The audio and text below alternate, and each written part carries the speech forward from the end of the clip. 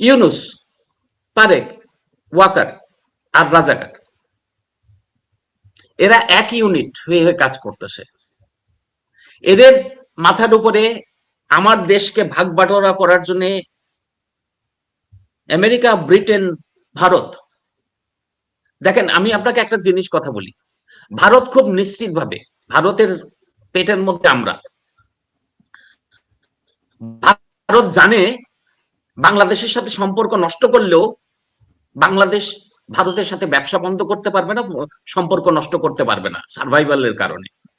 কিন্তু আমেরিকার সাথে ব্যবসা আর কি গন্ডগোল করে, সেই কারণে আমেরিকা তাদের কাছে প্রায়োরিটি হয়ে গেছে। তখন তারা নিজেরাই শেয়ার করে নিয়েছে, বাংলাদেশের এই অংশ আমি নিব,